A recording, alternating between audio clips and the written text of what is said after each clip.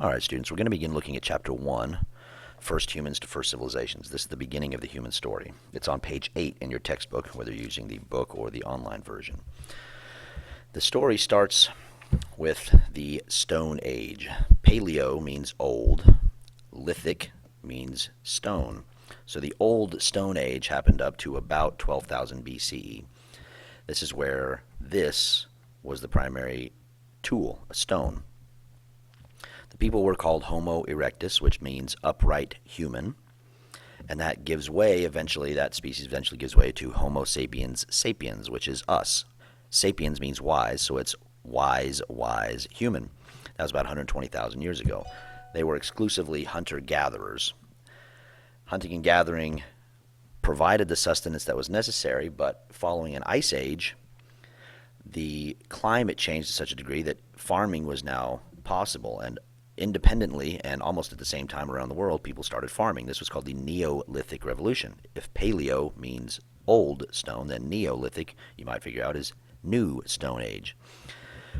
The technology is still stone, simple stone tools still, but more complex than what the ancestors from Homo erectus had used. So farming begins, and what this really, the big deal about this is, apart from having a steady food supply, not having to move around all the time, hunting and gathering the food and vegetables and things that they would eat, it results in a surplus. And a surplus is when you have more of something than what you can actually use.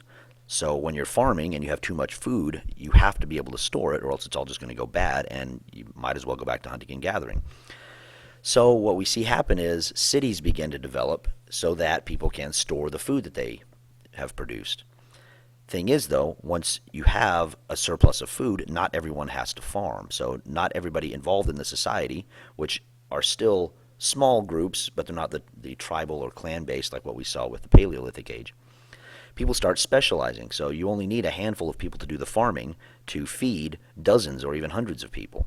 So we see specialization develop where more complex organizations, more complex tools, more complex life is able to come about.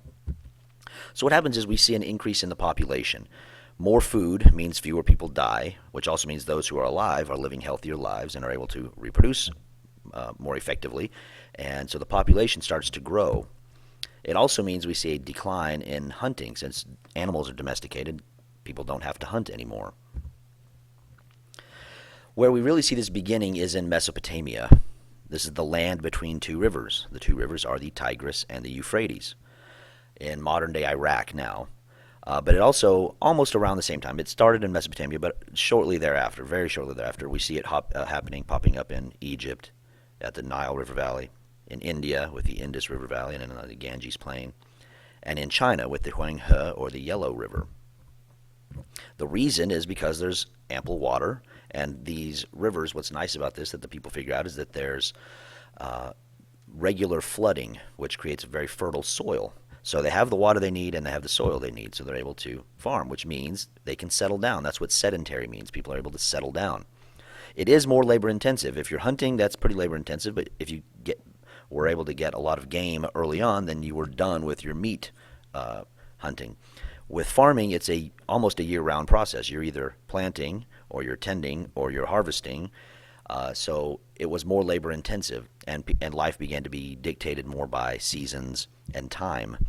We also see class division because, interestingly, those who are providing the food for everyone become those who are least important in society, and those who are directing the labor become more important, or at least more influential. We also see through these class divisions cities develop, and there's a couple of characteristics we'll go over in just a moment. But cities develop because roving bands of nomads or enemies might find it easier to just steal the food that you farmed rather than farming their own. So cities provide good protection. This is part of the 3 S's that we discussed: safety, security, and stability. It also results in innovation because people, as I've already said before in class, are lazy. We want to find easier, better ways of doing things.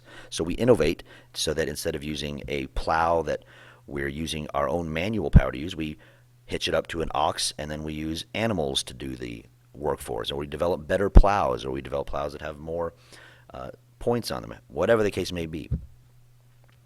This results in civilization. The root word from civilization is civitas. Civitas is what it's spelled like. which means city, and that is the first in the 6 characteristics of civilization that we need to know. Cities are where many people settle down just because you don't have to move around for food anymore.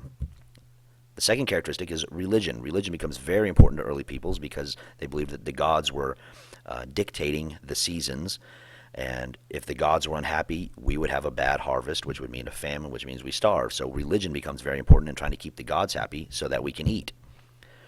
Art, again, we have specialization. We want to represent our culture. We have certain beliefs that we want to depict, and so we have art develop. There was art earlier on, like in cave, like the cave paintings, but we start to see more complex, especially with regards to statues as related to religion. We see writing develop. Initially, it's we need to keep track of how much food we have and how many mouths need to eat that food. So writing has to develop to keep record and keep track of that. But then, of course, it develops into further usage with government, especially like with the growth of empires. And then we see the codification of laws, writing down rules. Government, as I mentioned, somebody has to organize all this initially, because you can't have everyone farming and no one building silos to store the food. You can't have everyone being religious priests, because then there's no food being made.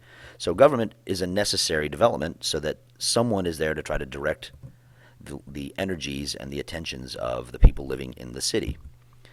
And social structure is sort of an inevitability. There are sometimes people believe their jobs to be more important than others, and sometimes they just force others beneath them.